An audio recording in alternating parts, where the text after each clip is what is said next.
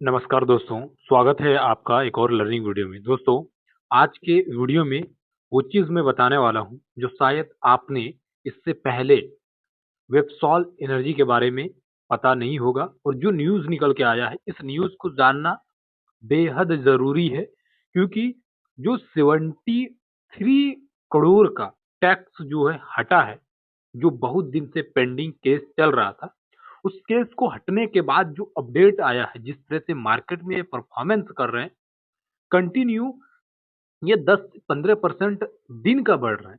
अब आप समझ सकते हो कि क्या न्यूज़ है। उस न्यूज़ को हम लोग डिटेल में समझेंगे। दोस्तों, वेबसॉल एनर्जी के शेयर में भारी तेजी देखने को मिली है। कंपनी ने एक लंबे समय से चल रहे टैक्स विवाद में बड़ा जीत हासिल किया है। दोस्तों, 73 करोड़ का जो टैक्स लेबिलिटी है, हटते ही शेयर में 14% तक उछाल देखने के लिए मिला है, जो कि दोस्तों ये बहुत ही इंपॉर्टेंट है। अभी आप देख पाएंगे 18 सितंबर 2025 का, उस दिन क्या था शेयर प्राइस 82 रुपए, और जब मैं जिस दिन शूट कर रहा हूँ, इस दिन का अगर मैं बताऊं तो आज कितना है 93 रुपए। आप समझ सकते हो दोस्तों कि क्या अपडेट है। टैक्स लिबिलिटी हटते ही 14% का जो उछाल देखने के लिए मिला है, उसके साथ में ही 24 दिसंबर 2025 को टैक्स विवाद में बड़ी जीत हासिल हुआ है, जिससे कि 14 दिसंबर को जैसे ही टैक्स विवाद से कोर्ट से आदेश आया, उस टैक्स को जैसे ही हटाया, उसके बाद ही दोस्तों आप यहाँ देख पाएंगे 14% का जो है उछाल देखने के लिए मिला है। वेबसॉल एनर्जी ने आयकर निर्माण में जीत दर्ज की है, जिसमें 73 करोड़ का टैक्स लेबिलिटी हटाया गया है।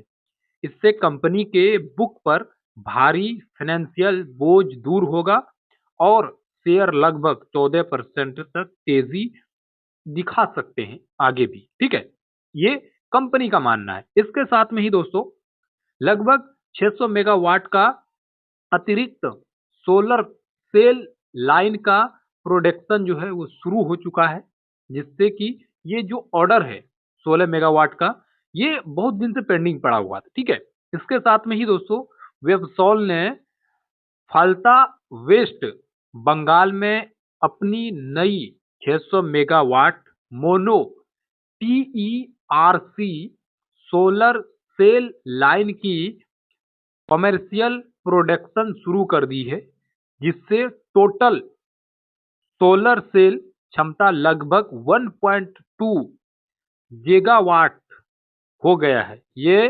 कैपिटल डबल की तरफ इशारा कर रहे हैं। अब ये कितना बड़ा न्यूज़ है आप समझ सकते हैं कि 1.2 गीगावाट का जो बढ़ोतरी है, वो क्षमता है, उसके साथ में ही कंपनी का ये भी मानना है कि ये मिलने के बाद, ये जो एक टारगेट है होने के बाद, कैपिटल क्या है डबल की तरफ इशारा है। अब इसके साथ में ही हम लोग ये जानेंगे कि आखिर पॉजिटिव और रिस्क फैक्टर क्या है इस स्टॉक को लेकर के। अगर आपके पास पहले से भी अगर वेबसॉल एनर्जी का स्टॉक था आपके पास, या आप बाय करना चाह रहे हैं, तो आपको वीक पॉइंट और स्ट्रॉन्ग पॉइंट दोनों को अच्छे से समझना चाहिए। और जो ये ऑर्डर्स मिले हैं, इस ऑर्डर को देख करके आपको पता चल गया होगा कि आपको क्या करना चाहिए। ठीक है दोस्तों, उससे पहले कि आप वीडियो को लास्ट तक देखते हो, मुझे पता है, लेकिन बहुत से लोग वीडियो को लाइक नहीं करते। प्लीज दोस्तों, मैं बहुत मेहनत से बहुत चीज को फाइंड आउट करने के बाद आप सबके बीच ये न्यूज लेकर के आता हूँ, रेगुलर लेकर के आता हूँ। प्लीज वीडियो को लाइक करके चैनल को सब्सक्राइब कर दीजिए। हो सके तो आपके पास जो भी क्वांटिटी है प्लीज कमेंट में बता दीजिए, जिससे कि आगे मैं और अपडेट कर पाऊँ। और आप किस स्टॉक को बाय किए हुए हैं, आपके पास कौन सा शेयर है, अगर आप मुझे कमेंट करके बताएंगे तो मैं उसका भी जो भी अपडेट है, करंट अपडेट, वो मैं आपके सामने लेकर के आऊंगा। ठीक है दोस्तों, अब हम लोग पॉजिटिव पॉइंट को देखते हैं और मैं लास्ट में अपना ही ओपिनियन रखूंगा कि मैं क्या रखता हूं, मेरा क्या व्यू है इस स्टॉक को लेकर। ठीक है दोस्तों, टैक्स लेबिलिटी हटना और 73 करोड़ के बोझ को हटाकर कंपनी के फ्यूचर प्रॉफिट पर सकारात्मक असर आ सकता है। शेयर में तेजी, जीत की खबर आने पर शेयर लगभग 14% ऊपर गया। और मार्केट कॉन्फिडेंस भी बढ़ा रहे हैं, जो भी पहले से इसमें होल्डर है उसके बारे में, ठीक है। उसके साथ में ही दोस्तों कैपेसिटी एक्सपेंसिव नए 600 megawatt solar cell production line शुरू करके क्षमता बढ़ाई है, सब जिससे सप्लाई एंडिंग मजबूत हुआ है। अब मोनू expensive road map Andhra Pradesh में 600 गीगावाट का इंटरग्रेटेड फैक्ट्री मोनू से लॉन्ग टर्म ग्रोथ अपॉर्चुनिटी दिखा सकता है, अगर आप पहले से इस कंपनी के शेयर होल्डर है तो। अगर आप नए बनना चाहते हैं, अगर आप बाय करना चाहते हैं, तो रिस्क फैक्टर भी हम लोग समझेंगे। दोस्तों ये वीडियो सिर्फ एजुकेशन पर्पज के लिए है, बाय सेल रिकमेंडेशन नहीं है, ठीक है। दोस्तों अब चौथा पॉइंट क्या निकल के आ रहा है, सोलर सेक्टर डिमांड राइजनिंग, सोलर डिमांड रीजनिंग ट्रेंड 2025 में बेहतर नजर आ रहा है। इससे क्या पता चलता है कि ये जो डिमांड है इससे आने वाले फ्यूचर में एक अच्छा ग्रोथ ये स्टॉक हो सकता है। अब दोस्तों हम लोग देखेंगे सेक्टर एक्सचेंज क्या है, उसके बाद हम लोग समझेंगे रिस्क फैक्टर क्या है। दोस्तों अब हम लोग रिस्क फैक्टर के ऊपर बात करते हैं। देखिए दोस्तों, अगर मैं रिस्क फैक्टर का बात करूं पॉइंट नंबर 1 का, जो कि है वैल्यूएशन और वैलिडिटी रिस्क, सोलर सेक्टर में प्राइस स्विंग आमतौर पर देखने के लिए मिलता है, जिससे दोस्तों शॉर्ट टर्म वैलिडिटी रह सकता है। अब अगर मैं आपको बात करूं कि लॉन्ग टर्म को देखते हुए किस तरह से आप इस स्टॉक को देखते हैं, तो आपके लिए ये स्टॉक, अगर शॉर्ट टर्म देखते हो तो आपके लिए ये स्टॉक उतना अच्छा नहीं दिखा रहा है, ठीक है। अगर आप लॉन्ग टर्म देखते हो तो हो सकता है कि आपके लिए एक अच्छा देखने के लिए मिले, ठीक है। अब दोस्तों दूसरा पॉइंट क्या है, दूसरा पॉइंट ये है कि अगर एक्सपेंसिव एक्सक्लूजन रिस्क, बड़े एक्सपेंसिव प्लान को सम, समय पर और बजट में पूरा करना जरूरी है, नहीं तो मार्जिन पर दबाव पड़ सकते हैं। अगर दूसरा पॉइंट कर देते हैं तो जाकर के ये एक पॉजिटिव वे में इसको देख सकते हैं, ठीक है। अगर मैं आपको बताऊं टैक्स हिस्ट्री को देकर के, जो कि तीसरा पॉइंट है, टैक्स हिस्ट्री कंप्लीट, हालांकि टैक्स लेबिलिटी हट गए हैं, लेकिन पास्ट डिस्पोज और कारपोरेट रिस्क देखने के लिए मिल सकता है।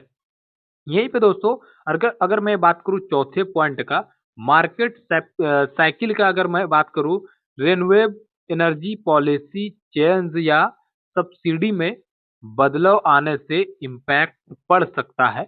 अगर आप इन सब चीजों को समझने के बाद, लास्ट जो मेरा ओपिनियन है उससे पहले कि दोस्तों ये वीडियो सिर्फ एजुकेशन पर्पज के लिए है, बाय सेल रिकमेंडेशन नहीं है, ठीक है। और मैं ऐसे ही रेगुलर अपडेट लेकर के आता हूँ, प्लीज चैनल को सब्सक्राइब करके वीडियो को जरूर लाइक कर दें।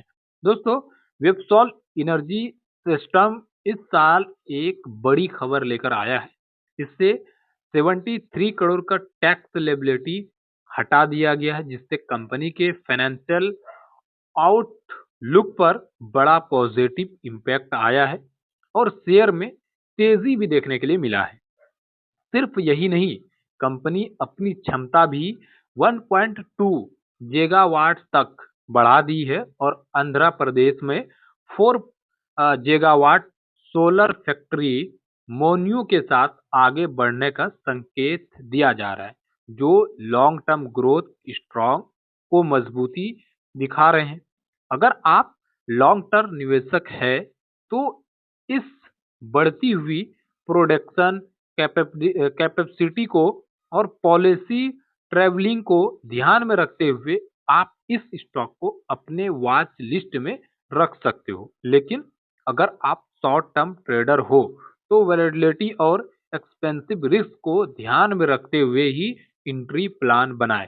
दोस्तों ये कुछ था आज का अपडेट, और ऐसे ही अपडेट मैं रेगुलर लेके आता हूँ। प्लीज हो सके तो आप अपना क्वांटिटी और आपके पास क्या शेयर है उसको जरूर कमेंट कीजिएगा, जिससे कि मैं आगे आप सबके लिए अपडेट लेकर के आ पाऊँ।